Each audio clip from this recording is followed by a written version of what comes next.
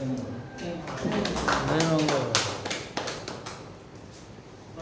कन्काई नगर प्रधान सचिव सुभाष मुक्ताज्यू उहाँले भन्नुभयो तीव्र रूपमा प्रधान अभियानै चलाएर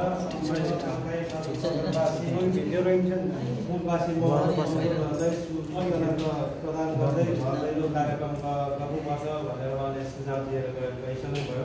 त्यस्तै अब अर्को यो कार्यक्रमको बारेमा सल्लाह र सुझावकै लागि म कन्काई नगरसभा सदस्य श्री महेन्द्र तामाङज्यूलाई अनुरोध गर्दछु। ताली बजाउँ न, ताली बजाउनु हाम्रै घरभित्र छौँ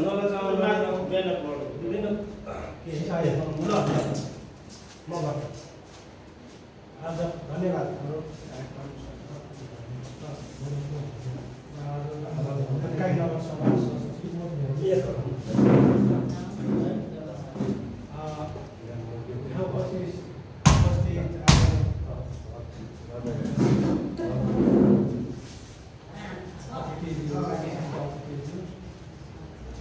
सबैमा मेरो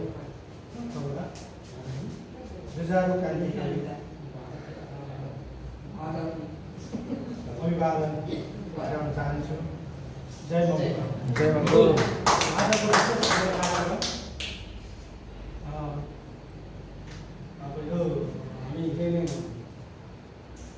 कसरी जाने भन्ने कुराको छलफल विषयवस्तु रहेछ। यसमा चाहिँ हामीले अब हाम्रो अगाडि पुरवक्ता भाइ सुभाष भाइले भनिसक्नुभयो। यसै गरेर हामीले अब घर दैलो कार्यक्रम निरन्तर रूपले गरेर सबै नाजा गएर सुझाव सल्लाह लिएर आर्थिकको पनि हामीसँग आवश्यकता पर्छ। आर्थिक पनि सन्तुलन गरेर त्यसरी नै हामी जानुपर्छ भन्ने मेरो बुझाइ। अब अरू उपस्थित साथीहरूले भन्नुहुन्छ होइन, त्यसमा छलफल गर्दै जाउँला होइन। अझै पनि भन्दै मेरो 2 शब्द राख्दै म जय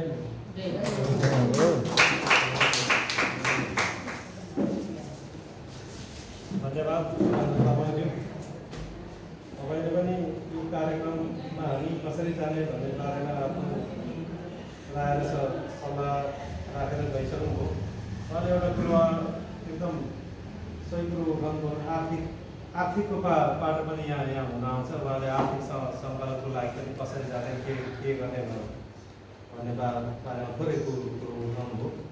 अब हामीले यो बैठकमा हामी उपस्थित सबैको धारणाहरू सुनिसकेपछि सायद हामी एउटा निष्कर्षमा पुग्छौँ नै होला।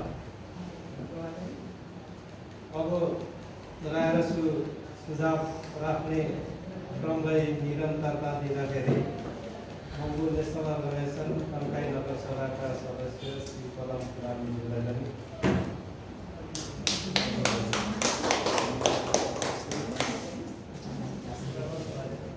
धन्यवाद छ हाम्रो सञ्चालक सरलाई। आजका यो सभाका सभाध्यक्ष आजका प्रमुख अतिथिज्यूहरू, अब मेरो भनाइ चाहिँ अब त्यो कार्यक्रमलाई सकेर भव्य पार्नको लागि असोज 9 गते सबैजना कन्काईवासीहरूले चाहिँ आर्थिक रूपमा हामीले सङ्कलन गरेर हामीले सुन्नमा आएको छ